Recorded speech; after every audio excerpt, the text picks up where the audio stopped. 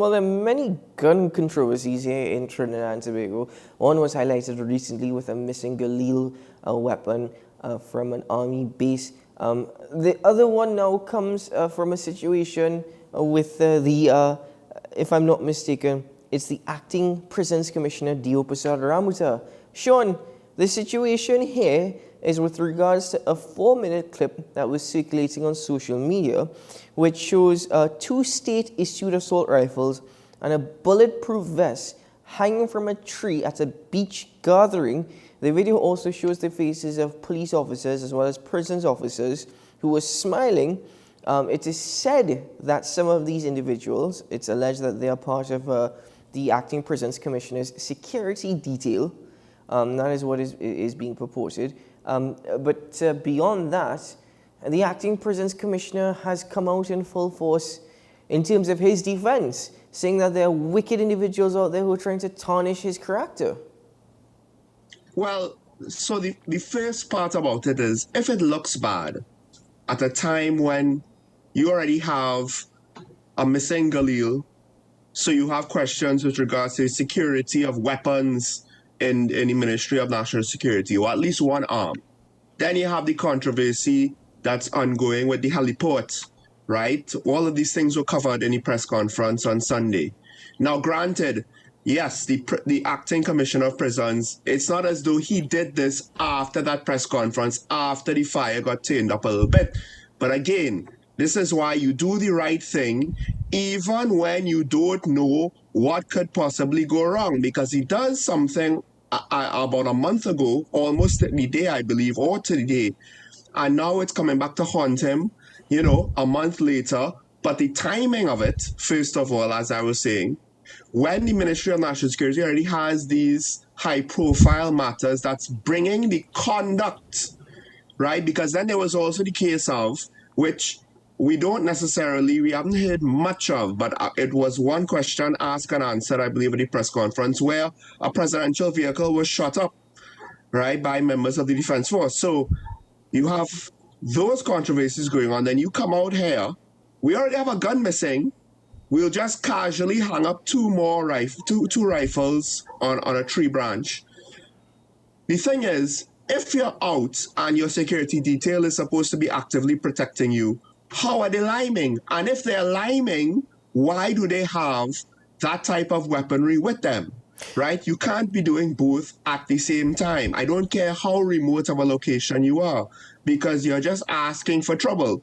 One could argue that the trouble is not likely, but it's still possible. But more importantly, it will look bad. Here is the absolutely and as a public figure, this is why you don't do certain things. Here's the absolutely ridiculous comment on the part of Mr. Ramoutar. And I quote, "I'm the Commissioner of Prisons. I have access to an accommodation of security in and around me, so I have full authority to have security detail, including officers with firearms, to see about my protection." So it's not only wicked, unscrupulous people want to make something out of that. There's nothing untoward or wrong that was done in that.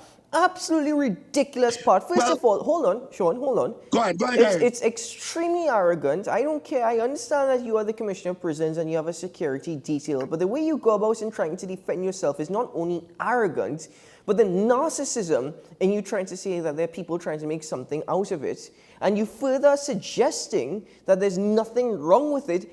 Is it in any training at all, any training associated with firearms or securing firearms that allows you to hang them from a tree anywhere at all? You are not supposed to keep your firearm off of you at all. It's a state issue. You sign for it. If it went missing now, there's going to be a press conference.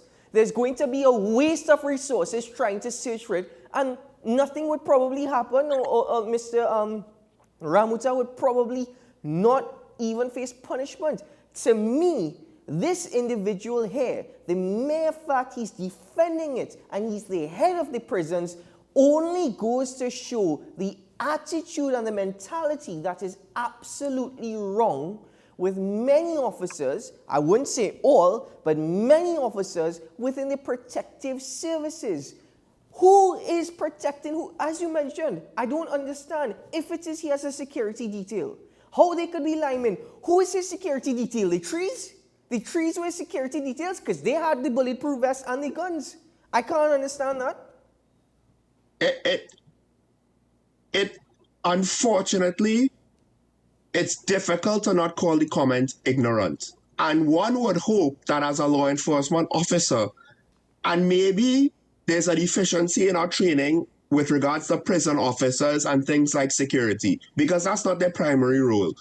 But to some extent, I would have thought that he would have been better educated with regards to, look, security is security, or at the very least his detail would have been educated properly, taught properly, to be more professional. If I am there to secure my principal, I am not there to lie.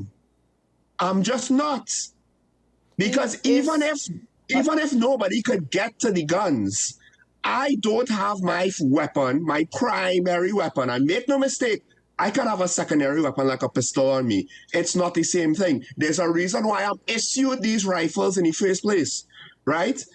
They're not readily available to me. So, as you pointed out again, who is securing what in that situation? My thing is that the mere fact that this gentleman, who happens to be the head of the prison officers service, who happens to deal with prisons, I understand that he's interacting with criminal elements on a daily basis. I understand the need for security detail. But at the same time, if you have a security detail with you, a security detail one is not supposed to be liming. Because as much as I understand you are a human being as well, and we all need leisure and we all need pleasure, quite frankly, you have shown your irresponsibility and immaturity here. And because you could come and defend it and chastise others, because it was highlighted, you see, his response shows he didn't think that this was something that would have been highlighted or caught. He didn't think this would be an issue. His immediate response tells me that he knew what he was doing. He just didn't think it was come to light. So because... Well, you want to hear the best parts? Hold on. Because he has shown that, I would go as far as to say on this program this morning that this gentleman should not be heading the prisons because of this irresponsibility and immaturity. Because I don't know the exact protocols, I don't know the exact procedures of which he is, one, practicing, and two, enforcing. Because if this is outside the prisons, I don't know what's going on inside the prisons. The best part is, 2 weeks after, it's reported that at a similar situation, a prison officer with Ramoutar had his service issue firearms stolen at a beach in Crown Point. And an internal investigation is being launched into that. I don't know why it's internal, because you're not in a prison facility, right? You're out in a public place, I believe. I don't know if Swallows Beach has any. You're out in a public place. So I don't know why the TTPS isn't handling that. But he's the acting commissioner of prisons. So that and all kind of shows that politically he seems to be quite unaware about certain things. At the end of the day, once you get to that level, right, you cannot say that there isn't politics involved, both internally and externally, right? Both for jockeying for position to get to the actual substantive rank of commissioner, as well as the fact that you now, as the service head, have to advocate for your service to the public, to the ministry, for budget concerns, etc. You're acting. Sean, You ain't even finished that part of the process yet, and you're acting as though you're the uncrowned king, the second coming of I don't know what. I wonder if these are deliberate mistakes. I wonder if these are deliberate mistakes, so that there's a possibility there is an association or a link of criminal elements where these deliberate mistakes allows them to get these weapons and then it's reported as missing. I wonder if that is something that is taking place, if such a racket is taking. I wonder. The Trinidad and Tobago Police Service has stated that 21 firearms have been reported stolen for 2023. This is the 6th month of 2023, whilst last year in total 20 firearms were reported lost or stolen. According to the TTPS, so far this year, 2 belong to the Ministry of National Security and were FUL holders. 7 were estate police firearm users, employees, certificate holders. 9 were civilian FUL. And holders who lost 2 shotguns and 1 rifle. I don't know what we have shotguns in Trinidad for, but in particular, the TTPS has said 2 belong to Ministry of National Security, 7 belong to estate police certificate holders. I mean, and that's, as you usually point out for things like this, that's the ones that we know of, right? Do we know of every single situation where the individual service has decided to call on an internal investigation? Kudos to the head of Tetron Barracks, to the head of the regiment with regards to, at the very least, how they handled Sunday past. And now maybe it's because the barracks went on lockdown, so it's difficult to cover that up. But, you know, the head of that base more or less probably knew what was happening when he took that step, right? It's not about hiding things. It's about solving this issue ASAP.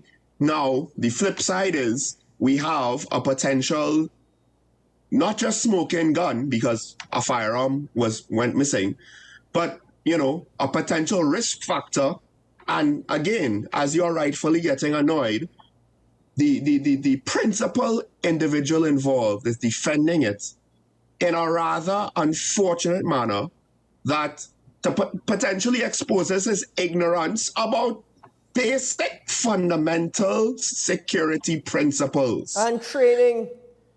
So now, right, and now we have to ask, what does this mean? What is the implication this has with regards to other parts of our national security apparatus, right? Maybe we're wrong. Maybe somebody from the ministry, the TTPS, the Defense Force will tell us we're wrong. But I don't like the fact that the head of prisons doesn't even understand how his security detail, a basic function as standing on watch, being on guard. That's what you're there for. Yeah, security detail. Secret Service don't slip my ties when the president is out in public, right?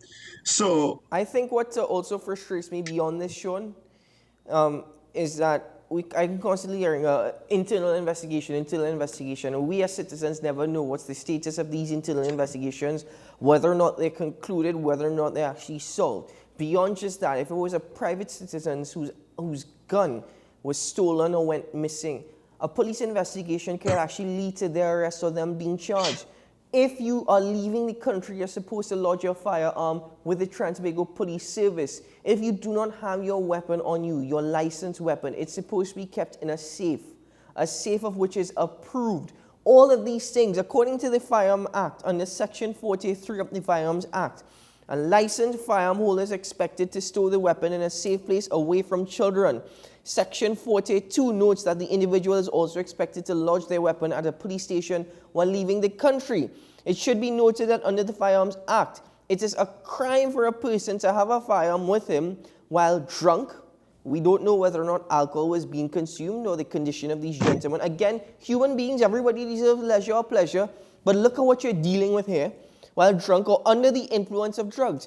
If found guilty, that individual faces $20,000 fine and, not or, and imprisonment for 2 years.